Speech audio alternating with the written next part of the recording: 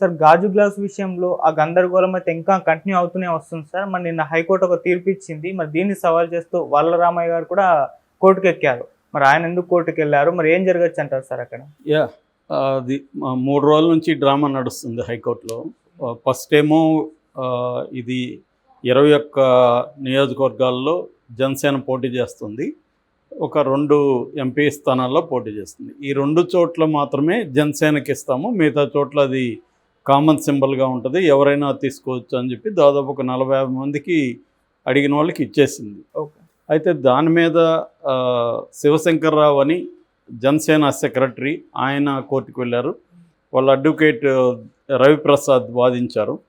So దానికి సమాధానంగా EC తరపు నుంచి కూడా ఒక అఫిడవిట్ వేశారు. ఆ అఫిడవిట్లో వాళ్ళు ఏం చెప్పారంటే, మేము అది వీళ్ళది రికగ్నైజ్డ్ పార్టీ కాదు కాబట్టి జనసేన రికగ్నైజ్డ్ పార్టీకి మాత్రమే ఎక్స్క్లూజివ్గా సింబల్ కేటాయిస్తాము. అదర్వైజ్ ఎవరు అడిగినప్పుడు వాళ్ళకి ఏ నియోజకవర్గాల్లో పోటీ చేస్తారో ఆ నియోజకవర్గాలకు మాత్రమే అలాట్ చేయడం జరుగుతుంది. ఇది జనరల్గా రూల్ బుక్ సింబల్కి సంబంధించిన రూల్ బుక్లో నుంచే మేము ఫాలో అయినాము అనేది వాళ్ళు చెప్పారు. దాంతో మంచిదే కదా, వాళ్ళు పోటీ చేస్తున్న చోట మీకేం ఇబ్బంది లేదు కదా అంటే ఈ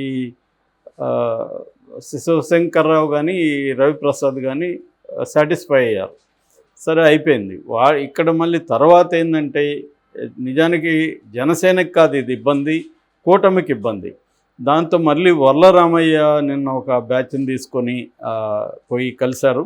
కలిస్తే వాళ్ళ మధ్య చిన్న గందరగోళం జరిగినట్టుగా తెలుస్తుంది. అదేంటంటే వరలరామయ్య ఆర్గ్యుమెంట్ ఏంటంటే, ఈ 21 నియోజకవర్గాలు అసెంబ్లీ నియోజకవర్గాల్లో జనసేన పోటీ చేస్తుంది కాబట్టి ఈ 21 నియోజకవర్గాల పరిధిలో ఉండే ఎంపీలకు కూడా ఇవ్వద్దండి, అంటే ఆ ఎంపీ నియోజకవర్గాల్లో కూడా ఇవ్వకండి, అట్లాంటిదేదో ఒక ఆర్గ్యుమెంటు ఆయన చేశాడు.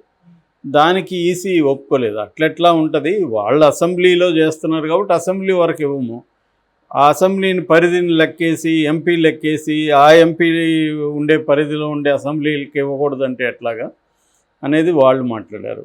సో ఫైనల్గా మరి అది ఏమి లెక్క తేల్చారో కానీ రామయ్య చెప్తుండేది ఏమంటే 62 అసెంబ్లీకి ఇప్పుడు ఇవ్వాల్సి ఉంది, అంటే జనసేనకి ఆపాల్సి ఉంది. 62 చోట్ల ఇస్తూ ఉన్నారు. అట్లాగే 5 పార్లమెంట్ నియోజకవర్గాల్లో కూడా ఇస్తూ ఉన్నారు. ఈ 2 కూడా ఇవ్వద్దండి అంటే, ఒక మాటలో చెప్పాలంటే సింపుల్గా రాష్ట్రం అంతా ఇవ్వద్దని అడగచ్చు వీళ్ళు.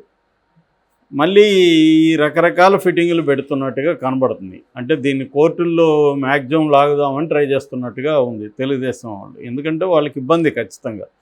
కూటమికైతే సింబల్ వేరే వాళ్ళకి ఇస్తే మాత్రం కూటమికి ఇబ్బంది.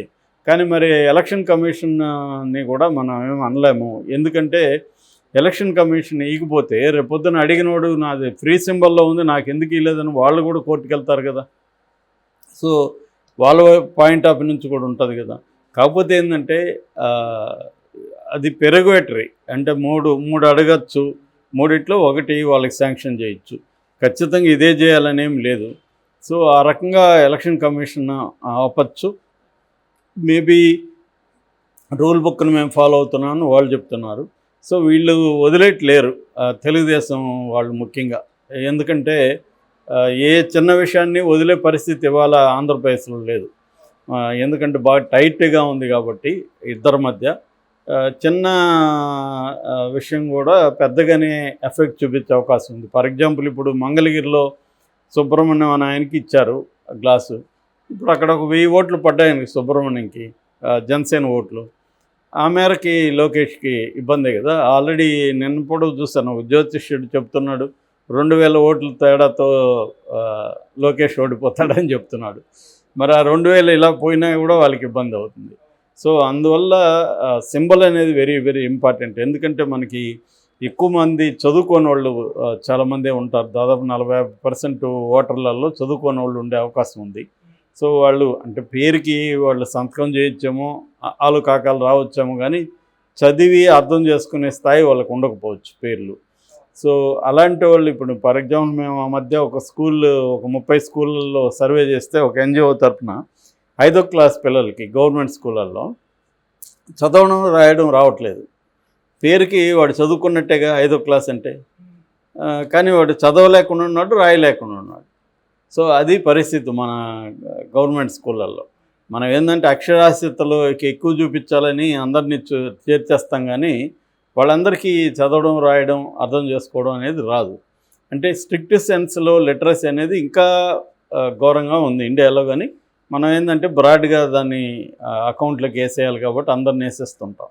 అలాగా ఇప్పుడు వీళ్ళకి అవన్నీ తెలుసు కాబట్టే వీళ్ళకి ఇంత టెన్షన్. ఎందుకంటే గుర్తు చూసేస్తారు. సో గాజు గుర్తు ఉందనుకుంటే జనసేన వాళ్ళందరూ గాజు గుర్తుకి వేయాలి కదా అని వేసే అవకాశం ఉంది. అప్పటికీ దీన్ని విస్తృతంగా జనాలు తీసుకెళ్తున్నారు గుర్తులను కూడా.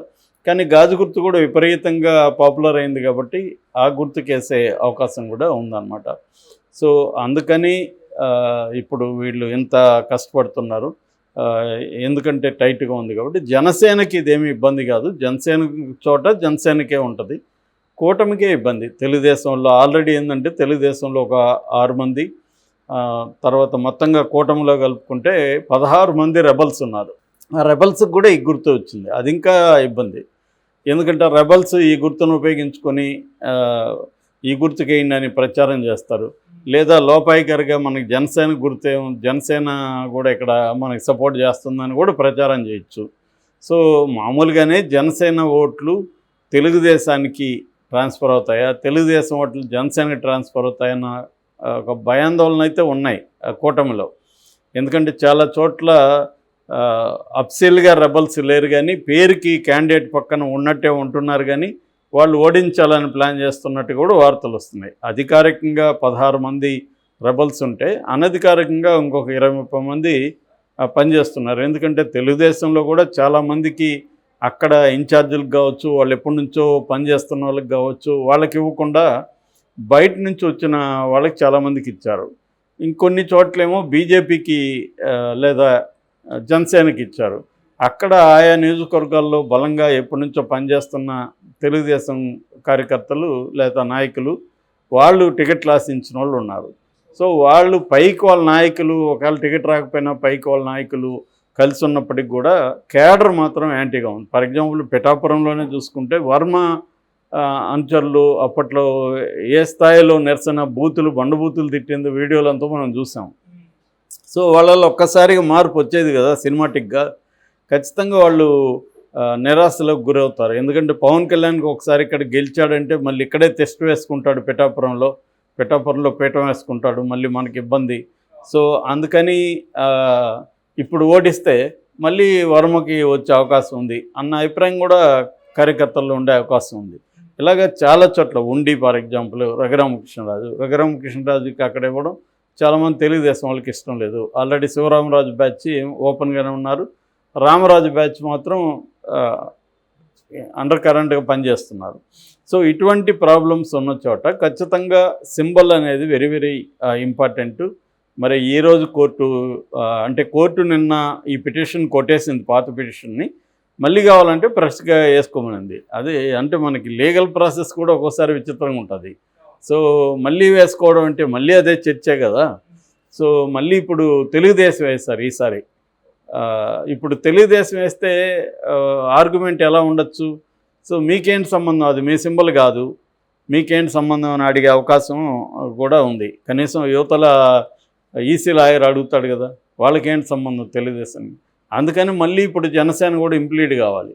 సో ఈరోజు జనసేన కూడా ఆలోచిస్తున్నట్టు తెలుస్తుంది. నాకు తెలిసి ఖచ్చితంగా జనసేన కూడా ఇంప్లీడ్ అవుతుంది. లేదంటే ఏమవుతుందంటే ఎవరో సింబల్ ఇవ్వద్దని నీకేంటి ప్రాబ్లం అడుగుతారు. వాళ్ళ సైకిల్ సింబల్ లాగా ఉంటే అడగచ్చు, అది కాదు కదా అన్నట్టు అడుగుతారు. బట్ వాళ్ళు మా కూటమి కాబట్టి మాకు ఎఫెక్ట్ అవుతామని చెప్పే అవకాశం ఉంది.